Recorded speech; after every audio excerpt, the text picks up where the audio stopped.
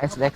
Sir, may statement Ano kayo? na lang, sir, May statement pa kayo, sir? Bakit, Sir, na lang po, may no abogado. comment na po, sa lawyer na lang po. bakit niyo ba ginawa, sir? Sir, sa lawyer na lang po, may lawyer po. Okay. No comment po, no comment. Paano naisipan sumuko na lang kayo, sir? Bakit nyo naisipan na sumuko na kayo? Doon na lang, doon na lang. Personal reason po.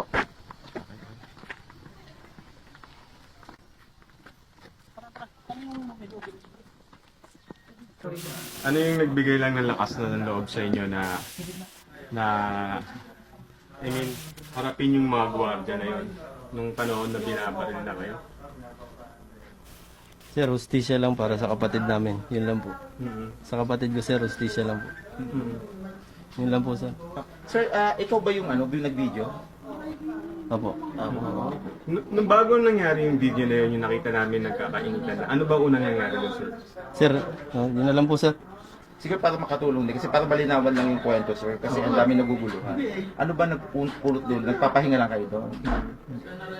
Nilapitan kayo, paano ba? No comment na, sir. Pero dati ba na kayo nagpapahinga sa pwesto na yun mula na nagre-repair doon? No comment na, sir. No, So, ikaw yung nakaligtas. Nasugatan ka ba? Nabalian ka? Pilay lang po. Ano na? Napilayan ka? Napilayan Oo. ka.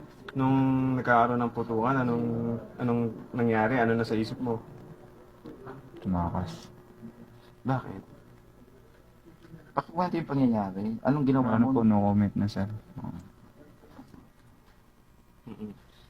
Bali, share mo na yung konting info na... Kasi para malinawan paano lang. kayo napunta sa lugar na yun? Yung mga kasama mo, paano napunta na? Paano kayo sinita ng gwardiya? Ba't kayo sinita bigla? Ha? Ba't kayo sinita bigla ng mga gwardiya? Nagkakatubaan ba kayo? Maingay kayo? Ano? Hindi.